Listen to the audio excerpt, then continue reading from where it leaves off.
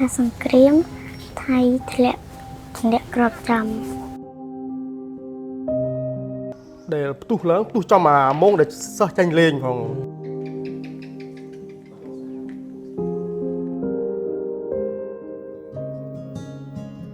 ខ្ញុំសូមប្រកាសបើកវិស្វករឆ្នាំសិក្សាថ្មី2025-2026ចាប់ពីពេលនេះតទៅសូមអបអរសាទរអរគុណនៅថ្ងៃបើកបវិសនការឆ្នាំសិក្សាថ្មីកុមាររាប់ពាន់នាក់ចូលបន្ទប់រៀនរបស់ពួកគេដោយស្នាមញញឹមនិងក្តីរំភើបប៉ុន្តែក្នុងភូមិតូចមួយនៅតាមព្រំដែនខេត្តឧត្តរមានជ័យឆ្នាំសិក្សាថ្មីនេះសំណើចក្អាកក្អាយនិងភាពអ៊ូអរនៅក្នុងបរិវេណសាលារៀនគឺមិនមាននោះឡើយ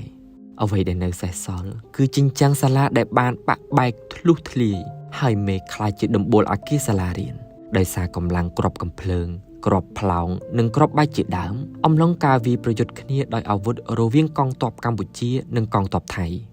ក្នុងខែកក្កដានិងខែធ្នូឆ្នាំ2025ចំនួនប្រដាប់អាវុធតាមព្រំដែនបានបំផ្លាញសាលាបឋមសិក្សាតាមុនសាន់ជ័យទាំងស្រុង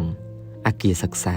បន្ទប់ទឹកផ្ទះបាយនិងរោងតង់បណ្ដោះអាសន្នត្រូវគ្រាប់ផ្លោងស្រោចរងការខូចខាតខ្ទេចខ្ទី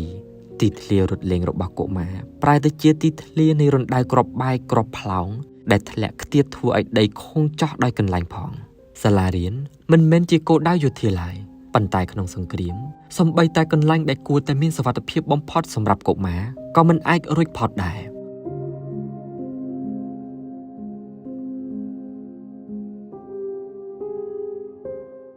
ឃើញខ្លាំងចឹងអត់ស្បាយចិត្តខ្លាចអានរៀនខ្លាចអត់ចេះខ្ញុំចង់បានសាលាថ្មីពីព្រោះចង់ឆាប់បានរៀន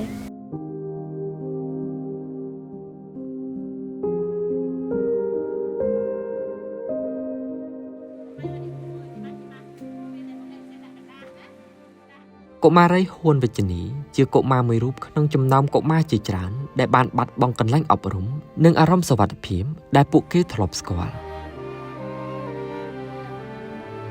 សម្រាប់លោកឡៃផល្លានាយកសាលាបឋមសិក្សាតាមុនសាន់ជ័យការវាយប្រហាររបស់យោធាថៃមកលើកន្លែងអប់រំនេះជាកង្វល់របស់លោកអំពីអនាគតរបស់កុមារ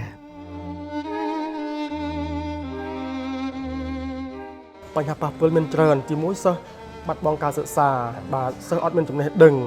បាទធ្វើឲ្យសិស្សមានអារម្មណ៍ភ័យខ្លាចពេលពួកគាត់មកឃើញសាលាឃើញអញ្ចឹងថា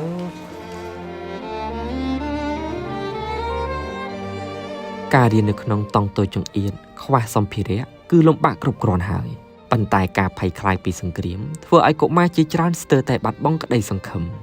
ទោះមានចំនួនការអប់រំត្រូវតែបន្តទៅមុខនាអំឡុងចំនួនព្រំដែនទាំងពីរលើអង្គការ AD Action សហការជាមួយមូលនិធិ Education Above All Foundation ក្រសួងអប់រំយុវជននិងកីឡានិងដៃគូក្នុងស្រុងបានឈរនៅជួរមុខក្នុងការឆ្លើយតបបន្ទាន់ដើម្បីការពារជីវិតកុមារនិងសិទ្ធិទទួលបានការអប់រំរបស់ពួកគេ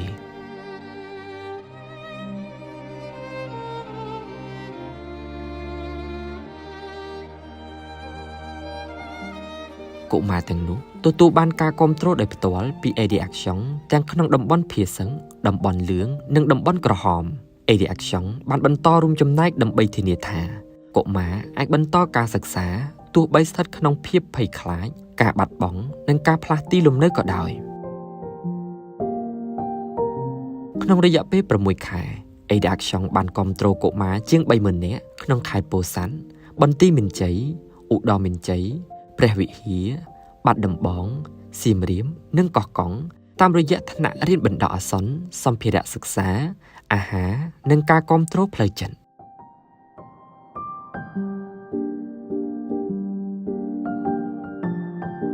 នាយកអង្គការ AD Action លោកវ៉ុនសំភ័សបញ្ជាក់ថាសកម្មភាពរបស់អង្គការ AD Action គឺដើម្បីកុមារទាំងអស់មានឱកាសទទួលបានការអប់រំស្មើគ្នាទោះនៅក្នុងតំបន់ប្រឈមមុខនិងវិបត្តិក៏ដោយពេលដែលខ្ញុំឃើញបញ្ហានេះធ្វើឲ្យខ្ញុំសម័យភ្លាមនៅពេលដែលខ្ញុំនៅតូចហើយនៅក្នុងការដែលយើងមានសង្គ្រាមដែរហើយនឹកឃើញការលំបាកដែលកុមារពេលនោះហើយនឹងកុមារពេលនេះឆ្លងកាត់ដូចគ្នាយើងមើលឃើញនៅបុព្វហេតុដែលសំខាន់គឺជាការអប់រំនៅក្នុងកលៈទេសៈនេះត្រូវតែផ្ដោតហើយនឹងជួយឲ្យគាត់ឲ្យមានឱកាសទទួលបទ ពិសោធន៍វិជ្ជមាននៅក្នុងឲ្យពេលសង្គ្រាម ការការពារសាលារៀនមានន័យថាកំពុងការពារសុបិនកុមារការផ្ដល់អំណាចដល់សិស្សមានន័យថាកំពុងផ្ដល់អំណាចដល់អនាគតប្រទេសក្នុងន័យនេះអង្គការ ADAction និងដៃគូទាំងអស់របស់ខ្លួននឹងនៅឈរប្រកៀកស្មាជាមួយក្រសួង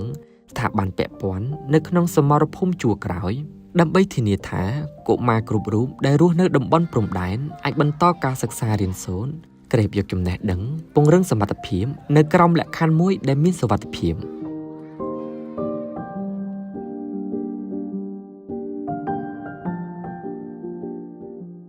នៅពេលសាលារៀនត្រូវបានបើកឡើងវិញឬការអប់រំនៅតែបន្តគឺជាសញ្ញានៃការតស៊ូហើយមេរៀននីមួយៗគឺជាក្តីសង្ឃឹម